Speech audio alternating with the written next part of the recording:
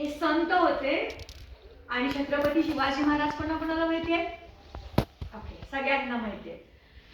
छत्रपती शिवाजी महाराजांचे हात खाली करा. छत्रपती शिवाजी महाराज समर्थ रामदासांना गुरु मानत होते, हो का? म्हणजे कोणते गुरु मानत होते? आध्यात्मिक गुरु मानत होते. आणि मग शिवाजी महाराज हे समर्थ रामदासांचे खूप लाडके भक्त होते, खूप लाडके भक्त.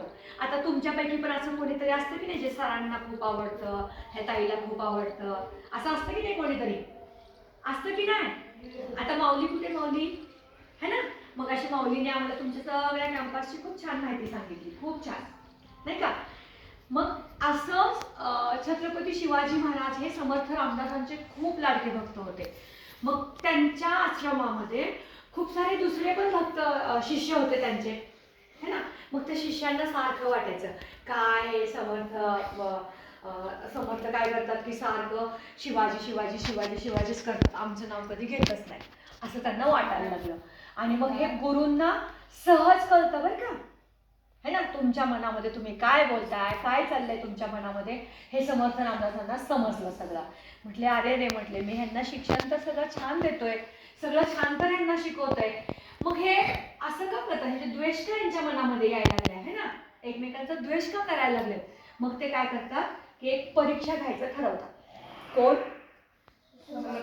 हा, समर्थ रामदास एकदा सगळ्या शिष्यांची परीक्षा घ्यायचं ठरवतात. मग ते काय करतात की असे एक दिवशी आश्रमामध्ये असं जोरात पोटाला धरतात आणि असं गडगडा लोळते, सगळीकडे इकडं तिकडं इकडं तिकडं लोळते, असं पोटाला दाबून धरून. मग सगळे शिष्य येतात, काय झालं काय झालं काय झालं समर्था, काय झालं? तर म्हणले माझं पोट दुखायला लागलंय. काय म्हणले? माझं पोट भयंकर दुखायला लागलंय. मग सांगा ना, म्हटलंय काय आणून देऊ तुम्हाला, कोणतं औषध देऊ देत, काय देऊ देत तुम्हाला, तुम्ही तर सगळं सर्वज्ञानी आहेत ना, है ना? मग काय नेमकं द्यावं लागेल तुम्हाला, कुठून आणू औषध तुम्हाला? सगळे तळमळायला लागले, सगळे शिष्य. काय आणू तुमच्यासाठी औषध, काय देऊ तुम्हाला म्हणजे तुमची तळमळ बंद होईल, तुमचं पोट दुखायचं बंद होईल? तर नाही रे म्हटले, जाऊन द्या, तुम्ही नाही आणून देऊ शकत मला. म्हणजे काय द्यायचं ते तरी सांगा. अरे खूप अवघड औषध आहे म्हटले माझ्या ह्या पोटाचं, ते तुम्ही नाही देऊ शकत आहे मला. तर म्हटले सांगा तरी, एकदा सांगा तरी. तर मी ना, मला आहे ना वाघिणीचं दूध जर आणून दिलं, ते जर मी पिलं की नाही, तर माझं पोट दुखायचं थांबणार आहे. कुणाचं दूध आणायचंय? वाघिणीचं दूध. सोपं आहे का? कोण कोण आणून देईल तुमच्यापैकी? हा, असेच सगळे शिष्य गप्प बसले, कोणीच हात वर करेना.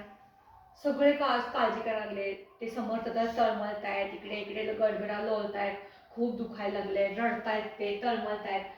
मग खूप वेळ गेला ह्याच्यामध्ये. मग काय झालं, तेवढ्यात शिवाजी महाराज, छत्रपती शिवाजी महाराज तिथं आले. हा, आणि सगळे जर शिष्य जमलेले आहेत, ते समर्थ तळमळतायत.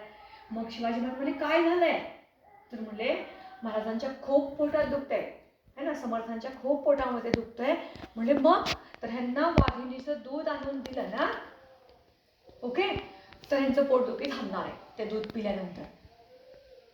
मग छत्रपती शिवाजी महाराज म्हणले ठीक आहे, मी आणून देतो,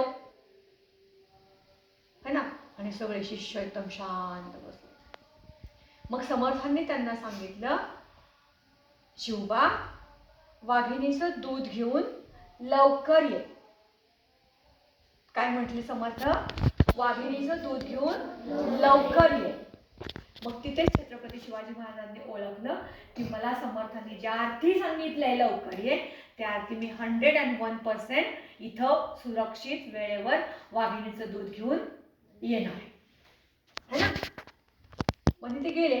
आता वाघीण कुठे भेटली?